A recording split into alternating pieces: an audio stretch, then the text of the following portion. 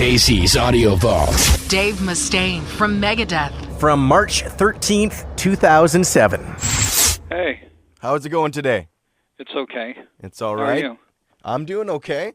Cool. What's happening with the tour? How's it been with Heaven and Hell? Well, it was the first night, so as you can probably imagine, there was a lot of everybody getting used to everybody. So I can't really tell you yet because everyone's still kind of getting to know each other.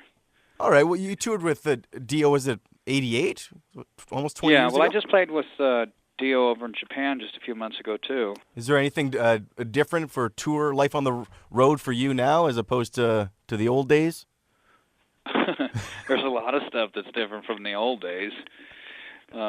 I mean, with the strength of drugs increasing and sexually transmitted disease, it's like, life's totally changed from back then. When I got married, that changed. When I had kids, that changed.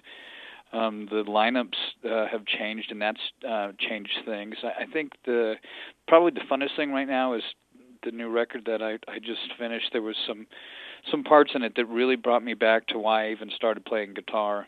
Just, playing with the right hand a lot and doing a lot of picking and a lot of solos and stuff instead of doing chords and letting someone solo over the top of it themselves. How is your hand these days? Is it fully... It was the left arm that had gotten hurt, so it's fine. So you're pretty excited about the brand new album? Yeah, I'm pretty stoked. It turned out just the way I wanted it to. And you decided to redo a Tout Le Monde. How come you did that? Well, the song really never got its chance to be exposed to the public, and then after what happened in Montreal, it was it was obvious, that I should go forward with it. I'd always thought that the song was a great song, and we had done a video for it, and MTV said, don't use this director. Well, I heard him. I told my manager, don't use him, and he says, oh, we're going to use him. We'll just turn it in under a different name, and consequently, MTV found out, got pissed, banned me, and, I would be okay if it was over something I did, but I didn't do it, and the manager had done it, so they're pissed at me for something somebody else did, and the song got banned, and consequently, radio in America was following everything MTV did, still does, too, to a degree today, and radio didn't embrace the song. So, the fans loved the song, as I'm sure you probably have heard it. It's a very popular song, but the public in general really never got a chance to hear it. Having it sung as a duet I thought was a great idea, and Christina was a perfect voice for it. Is it frustrating getting your music misinterpreted? You mentioned Montreal. I guess you've been getting a lot of questions about it. Do you think about how your lyrics will affect other people, or you just do what you do, and if people have crazy thoughts, that's it? Well, I guess I take it for granted most people can read, and anybody who has read a Tout Le Monde and thinks it's a song about suicide is daft. There's a line in there that says, "I'd love to stay with you all." Now, somebody who's suicidal doesn't have those feelings. They want to leave. So they've missed that song. It was basically, if you pass away unexpectedly, and you had one chance to go back to Earth and say something to the people you love, what would it be? I love you. The song was inspired by the movie Ghost. Patrick Swayze and I had skydived together once. I mean, we weren't skydiving buddies, but we were in the same plane at the same time at a skydiving center down in Paris where we both jumped. And I just, for some reason, it just made me think of, because he had trained at the same place I did too in martial art, and I'd watched the movie Roadhouse.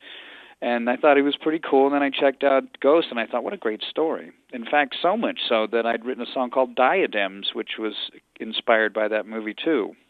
Do you still keep in contact with Swayze? No, we weren't ever, anything more than two psychos jumping out of a perfectly good airplane. I mean, I said hello, he said hello, and it's kind of like that professional courtesy thing. But as far as us knowing one another, I think I'm a little more aware of him than he is of me. You've always kind of kept politics in your music. As you're getting older, has your opinions changed, or you feel it's more necessary to speak your mind in music? Well, I don't know that my feelings have changed. I think they're probably a little bit more identifiable now, and I think looking at politics in general, being a citizen in a country, when you watch what's taking place, unless you're, living off of the system itself, it's probably in your best interest to know what it is that you're voting for, what it is you're paying for. And, I mean, all you need to do is watch the news for a couple of hours, and that should get you pretty pissed off. I watch the news quite a lot because of traveling as much as I do. You spend endless amounts of time in hotel rooms. After a while, you can't watch any more football or soccer or baseball or hockey. I mean, I don't care what kind of a jock you are, you end up on the news channel.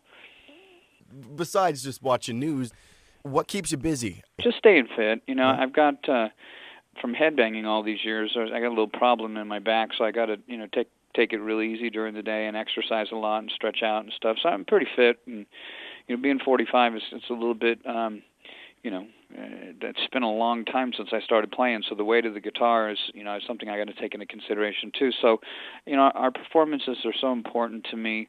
If it wasn't important, I would just probably dick around during the day, but my day's pretty regimented with reading and just quiet time and then doing certain things that are good for me physically. Well, I appreciate getting you on the phone today, and yeah. I look forward to the show when you come through Winnipeg. Come say hello. All the interviews you want on iTunes and at Power97.com. Casey's Audio Vault. Casey Norman is Power 97's music director and can be heard every weekday from 2 till 6 in Winnipeg, Manitoba, Canada. Power 97 is Winnipeg's best rock.